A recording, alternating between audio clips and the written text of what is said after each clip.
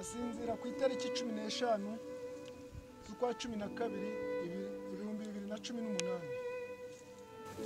Yabatijwe ku itariki 4 z'ukwezi kwa 7 1990. Akaba yaririmbanaga na korali na Charite, ari nayo yamuherekeje uyu munsi. Mu izina ry'umuryango abanagira ngo nshimire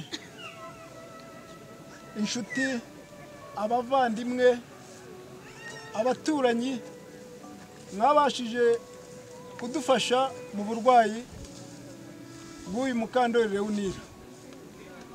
By'umwihariko cyane abangira ngo rwose umuryango ushimire, namwe mushimire abakozi b'Imana bakoranye umurimo. Nshimirire korali yaririmbanaga nawe ko rwose ntako batagize, baradufashije mu muryango rwose kugira ngo tubashe kurwaza umuvandimwe wacu Leonira. Imana imuhe iruhuko ridashira.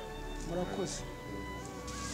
Leonira yakijijwe dukurikirana ko nakijwe muri 89 hariya i Nyabisindu, hanyuma nawe aza muri 90 kandi ahita yinjira muri korali. Ari umukobwa w'inkumi ushima Imana kandi uhimbaza Imana, ukunda Imana cyane. Ubu rero bwo atashye noneho nyobora Paruwasi ya Nyabisindu naho aho yarakiriye.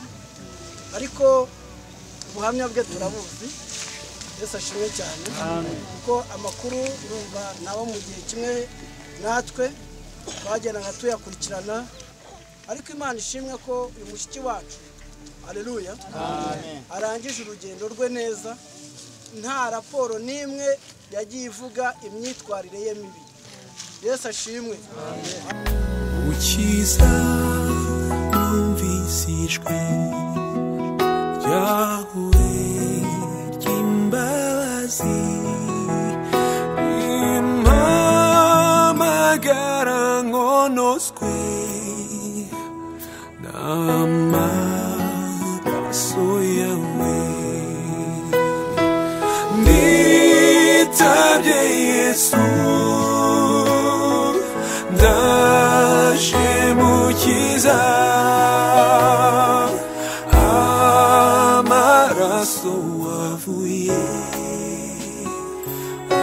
anyoza ntunganye. Dore uko nje nibye,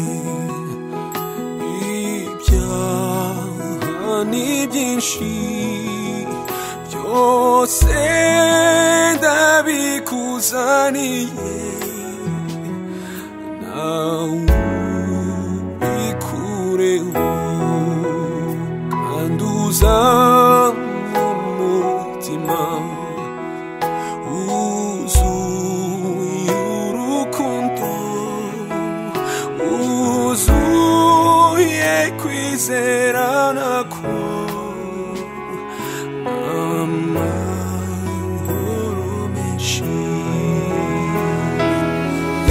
nitabye Yesu, ndaje mukiza, amaraso wavuye anyoza ntunganye, kanduza yumfashisha imbabazi nyinshi, ibyo wasezeranije uzabisohoza. Nditabye Yesu, ndaje mukiza, amaraso wavuye anyoza ntunganye. Shima amaraso yawe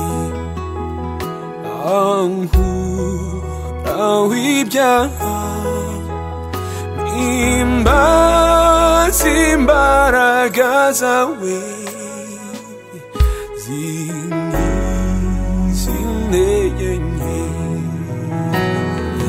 nditabye Yesu ndaje mukiza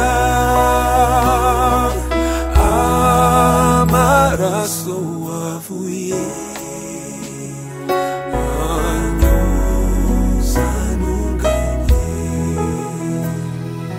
nditabye Yesu